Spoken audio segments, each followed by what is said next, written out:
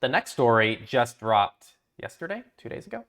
And it's a big one because I don't think anyone's actually done this yet, as far as I know. Correct me if I'm wrong. But I think this is the first major country to actually pass something like this, despite everyone kind of saying they want to do it. Australia has banned social media for people under 16, and it was approved by Parliament. And so this will take effect in the next 12 months, I think. So companies have 12 months to figure out how to do this, or else they're going to be fined a crazy amount of money if they don't comply. So, loose thoughts. I don't think anyone actually knows what this is going to look like. We've never seen a bill like this before. I don't think most of these big tech companies have the exact onboarding and the exact infrastructure required to facilitate this at the moment. Even though they do, I think they can. A lot of these services already KYC their users in certain contexts, so they could definitely shift that away and just make that a default for most people. So they have the tools available, but it's not built and ready to go as of right now. But no one really knows what this looks like. I know Jonah mentioned a lot of people on Mastodon believe this is a complete KYC of the platforms. It's the only way to do it, and maybe that's true. That seems like the most likely thing as far as I can tell. I don't know what else they would do. I just don't know what this is going to look like. So I guess I wanted to bring this up to get people's thoughts and also to just bring it up and put it on people's radar, I guess. But I'm really, this happened yesterday. I haven't had much time to actually think about it. Yeah, it's really fascinating. It's certainly the first like Western company or country to do this. Internet censorship is a big problem in a lot of places, but like it's been talked about a lot in countries, Western countries like the US, the UK for sure, Australia, and now they're the first to actually go through with something like this on a pretty wide scale. I think it's interesting that they chose 16 as the cutoff because that seems pretty old to me, as opposed to like 13 or something. But yeah, it's crazy stuff, and it seems like requiring KYC for all users is really the only way to comply with this law as it's written right now for social media companies. So I suspect, I mean, and even if there are like more advanced technical ways that could maybe preserve privacy, I suspect that a lot of social media companies are just going to throw in the towel and do it anyways because a lot of them will follow the path of least resistance, and that will be the easiest option unless Australia is able to put a stop to that and kind of clarify this early on, which it doesn't seem like they're going to do.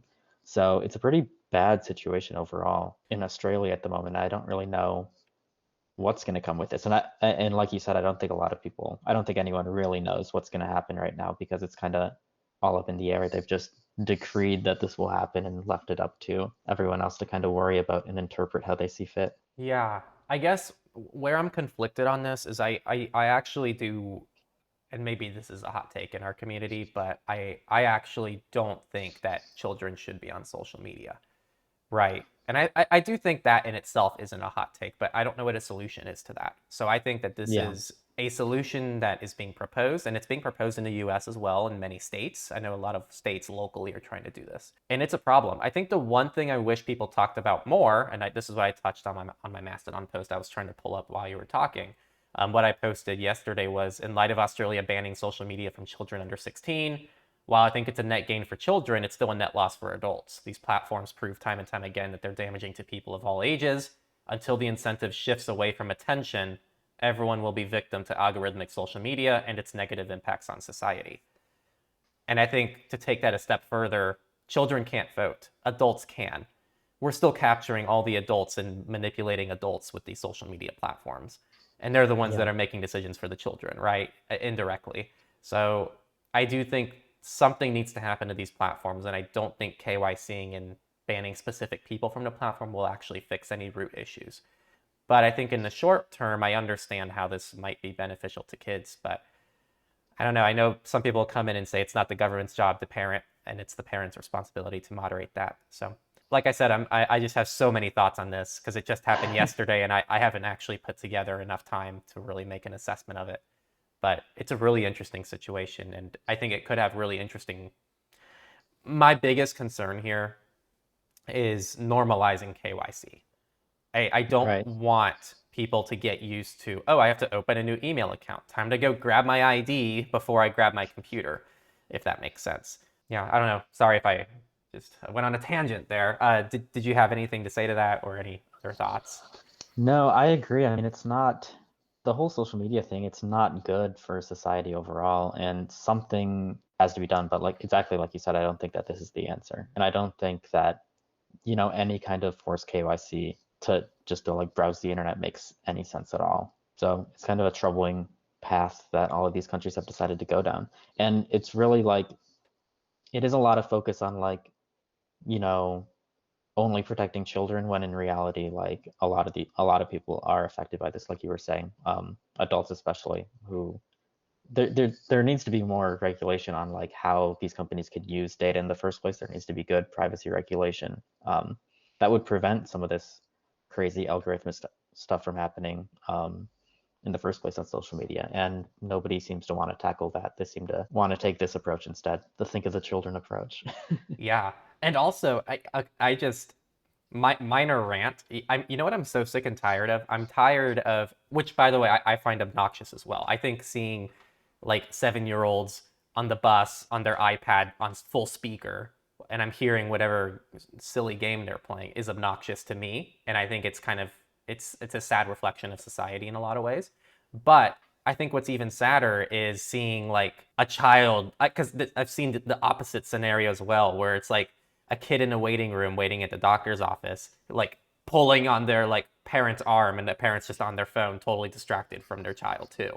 So it goes Hmm. both ways. I think that for all the talk we do about kids being distracted on their phones, not being able to be children anymore, I also think parents are also like screen time universally is up statistically across the board. It's not just a children issue. And if parents are distracted all the time, they also can't be the best parents they can be either for their children. So it's I think it's a much bigger problem than just take it away from the kids. These platforms are just really Yeah. bad. I'm very cynical of this. I talked on our forum about how I'm kind of just against VR and AR in general. I don't think that we need more blending with tech into the real world. I think that there's already this weird perception that like things that happen online are actually in real life, and I got some pushback for that. But I'm just more critical of tech than I think even people in our community are. Like I'm pretty anti-tech in a lot of ways in this day and age. It's been nice to just go offline occasionally. I don't know where you are with that, but Yeah, I mean, I absolutely think that's true. I think tech is like overused in a lot of situations where it's like totally unnecessary, and I think that people are developing social issues as a result, in especially children. At the same time, it's like y- I, I've always been a techie person. I don't think that all tech is inherently bad, and especially like to me, the 16-year-old cutoff seems a little crazy to me because like if I think about should a 16-year-old who's interested in privacy, for example, should they be allowed to be on the Techlore forum? I would think that like yeah, usually like at that point you're kind of old enough to mhm. figure stuff out on your own and you don't need as much parenting. So That's why they picked 16. uh, No, I just, but I'm I mean just even teasing. before that. I mean like, Yeah, as a I think like being a teenager is a totally different experience than being like a child. Um, I agree. and so to lump that entire age group from 0 to 16 into one basket and have like the exact same restrictions on all of them when it comes to the internet is a little strange to me as well, I would say. Yeah. You just watched a clip from the Techlore Clips channel, which is taken from our main channel, Techlore, where we talk about digital rights, privacy, security, and so much more about tech to give you a better relationship with the technology you use. Check out the main channel over here, and also check out maybe another suggested video to learn more.